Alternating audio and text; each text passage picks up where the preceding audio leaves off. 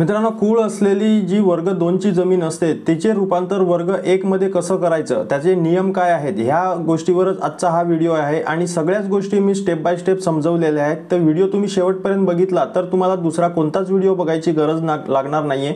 कागदपत्रे कोणती लागणार आहेत, कुठे अर्ज करायचा आहे, कशा प्रकारे प्रोसिजर चालते आणि कायदा काय सांगतो याची सगळीच माहिती मी तुम्हाला या व्हिडिओमध्ये देणार आहे। तर व्हिडिओ तुम्ही शेवटपर्यंत बघा म्हणजे सगळीच माहिती मिळून जाणार आहे। तर चला मित्रांनो, उशीर न करता आपण स्टेप बाय स्टेप सगळेच जे टॉपिक आहेत ते आपण मी घेणार आहे। शेतजमिनीची मालकी हक्क आणि कसणाऱ्या शेतकऱ्यांच्या हक्काचे रक्षण करण्यासाठी महाराष्ट्रात कुळ वहिवाट कायदा लागू करण्यात आला आहे। या कायद्याअंतर्गत कसणाऱ्याला कुळ अशी ओळख मिळते आणि त्याच्या नावाची नोंदी सातबारा उतार्यावर कुळ व इतर हक्कात म्हणजेच उजवीकडे, असं तुम्ही सातबारा बघितला तर तुमच्या हाताच्या उजवीकडे रकाना दिलेला असतो इतर हक्काचा आणि कुळाचा, तर त्या रकान्यात तिथे नोंद केली जाते। कुळाच्या जमिनीची जी नोंद असते ती भोगवटदार वर्ग 2 प्रकारात येते, म्हणजे अशा जमिनीची हस्तांतरण शासनाच्या परवानगीशिवाय करता येत नाही। मात्र ठराविक प्रक्रियेनंतर या जमिनीची रूपांतर भोगवटदार वर्ग 1 मध्ये करता येते। म्हणजे कुळ म्हणजे कोण असतं ते पण आता आपण स्पष्टपणे घेऊया की महाराष्ट्रात कुळ वहिवाट व शेतजमीन अधिनियम 1948 म्हणजे 2012 मध्ये याचे नाव बदलले गेले। तर त्यानुसार मालकीची जमीन कायदेशीररित्या म्हणजे कसणाऱ्या जमिनीच्या बदल्यात खंड देणारा व मालकीचा हा खंड स्वीकारलेला असणारा व्यक्ती म्हणजे कुळ असतो। जो जमीन मालकाच्या कुटुंबातील नसावा, म्हणजे जो मालक आहे त्याच्या कुटुंबातील तो नसावा। जमीन गहाण नसावी, म्हणजे एखाद्याने सावकाराकडे जमीन गहाण ठेवलेली नसावी आणि तो केवळ पगारावर ठेवलेला नोकर नसावा, म्हणजेच एखाद्या शेतकऱ्याने पगारावर ठेवलेला नोकर सुद्धा नसावा। म्हणजे कुळ कोणत्या ठिकाणी लागलं जातं, म्हणजे जो कुटुंबातील तो व्यक्ती नसेल तर कुळ लागलं जातं, जमीन ही गहाण नसेल तर कुळ लागलं जातं आणि पगारावर ठेवलेला नोकर नसेल तर कुळ तिथे लागलं जातं। आता कुळाचे प्रमुख प्रकार किती आहेत ते मी पहिले तुम्हाला समजावतो आणि आपण पुढे जाऊया। तर कायदेशीर कुळ म्हणजे पहिला प्रकार आहे तो कायदेशीर कुळ आहे। तर अधिनियमातील कलमनुसार वैधरित्या जमीन कसणारा व्यक्ती म्हणजे कायदेशीर कुळ असतो।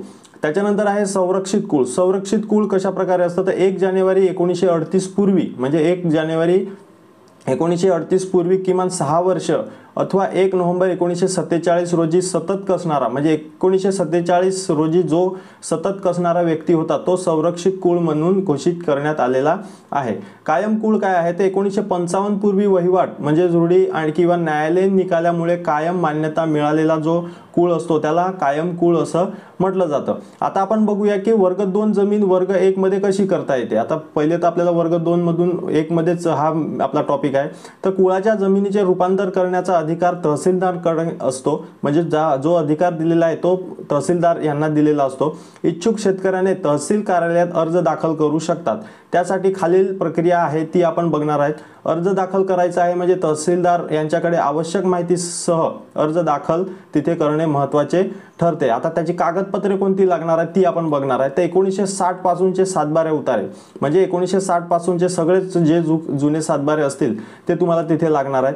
फेरफार नोंदी तुम्हाला लागणार आहेत, त्या सातबाऱ्यावर जेवढे काही फेरफार असतील ते सगळंच तुम्हाला तिथे लागणार आहे आणि हे कुठे काढायचे ते पण मी तुम्हाला पुढे समजावतो। खासरा पत्रक असेल ते तुम्हाला लागणार आहे, कुळ प्रमाणपत्र असेल ते तुम्हाला लागणार आहे, कुळ चलन व फेरफार हे सुद्धा तुम्हाला तिथे लागणार आहे। सुनावणी व चौकशी, म्हणजे सुनावणी आणि चौकशी कशा प्रकारे, तर तलाठी व मंडळ अधिकाऱ्यांचा अहवाल तिथे आपल्याला लागणार आहे। तसेच जाहीर प्रकटनाद्वारे आक्षेप नोंदवण्याची संधी मिळते। ही प्रक्रिया झाल्यानंतर आक्षेप नसल्यास तहसीलदार रूपांतरणाचा आदेश तिथे काढतात। आता ही जी कागदपत्रे मी तुम्हाला जुने काढायला सांगितली ती तुम्ही एकतर तुम्ही तहसीलमध्ये जाऊन सुद्धा काढू शकतात किंवा मी डिस्क्रिप्शन मध्ये एक लिंक दिलेली आहे, तिथे जे जुने फेरफार नोंदी वगैरे 64 प्रकारचे डॉक्युमेंट तिथे जमिनीचे काढले जातात, तिथून सुद्धा तुम्हाला जर उपलब्ध होत असतील तर तुम्ही तिथून काढून घेऊ शकतात। आता वेळ आणि प्रक्रिया म्हणजे कशा प्रकारे आहे, वेळ किती लागणार आहे, प्रक्रिया कशा प्रकारे आहे, तर सर्व कागदपत्रे व्यवस्थित असल्याचे जे साधारण म्हणजे 1 महिना ही प्रक्रिया पूर्ण होते, म्हणजे 1 महिन्याची ही प्रक्रिया राहणार आहे।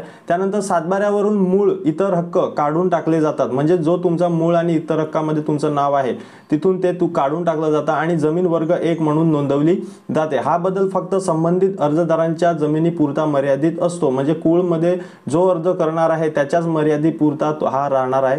म्हणजेच गट जमिनीमध्ये सर्वांची नोंद एकत्रित बदलली जात नाही, तर अर्जदाराच्या मालकीच्या हद्दी पुरावी जी पुरतीच तिथे नोंद बदलली जाते, हे लक्षात ठेवणं गरजेचं आहे। आता महत्त्वाचे मुद्दे पण मी तुम्हाला समजावतो। तर कुळ जमीन वर्ग 1 झाल्यानंतर त्या जमिनीवरील शासन निर्बंध संपुष्टात येतात. म्हणजे जी शासनाच्या पूर्व परवानगीशिवाय हस्तांतरणास बंदी असा जो कायदा लावलेला असतो तो तिथे संपुष्टात येतो. अशी जमीन विकणे, खरेदी करणे किंवा वारसाने हस्तांतरण करणे सुलभ होते. कुळाच्या नोंदी काढण्यासाठी तहसील कार्यालयात हा मुख्य प्राधिकृत अधिकारी असतो.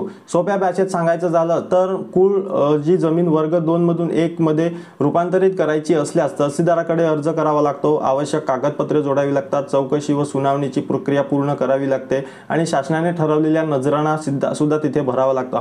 जो नजराणा असतो तुम्हाला वर्ग 2 मधून 1 करण्यासाठी तिथे शासनाचा जो नजराणा असेल तो सुद्धा तुम्हाला तिथे भरावा लागणार आहे. प्रक्रिया संपूर्ण झाल्यानंतर सातबाऱ्यावर कायमस्वरूपी वर्ग 1 ची नोंद तिथे करण्यात येते. तर अशा प्रकारे ही जी स्टेप मी सांगितली हे एक बेसिक माहिती तुम्हाला सांगितली आणि कशा प्रकारे सुरुवात करायची आणि कुठपर्यंत प्रक्रिया चालते हे सगळंच मी तुम्हाला समजवलं आहे. तरी जर तुमचे काही प्रश्न असतील तर नक्कीच तुम्ही कॉमेंटमध्ये विचारा. नक्कीच त्याच्यावर उत्तर द्यायचा मी नक्की प्रयत्न करेल. व्हिडिओ आवडला असेल तर लाईक करा, तुमच्या मित्रांपर्यंत पण शेअर करा जेणेकरून सगळ्यांनाच ही माहिती मिळेल. तर चला मित्रांनो, व्हिडिओ बघितल्याबद्दल धन्यवाद. पुढच्या व्हिडिओमध्ये भेटूया. जय हिंद, जय महाराष्ट्र.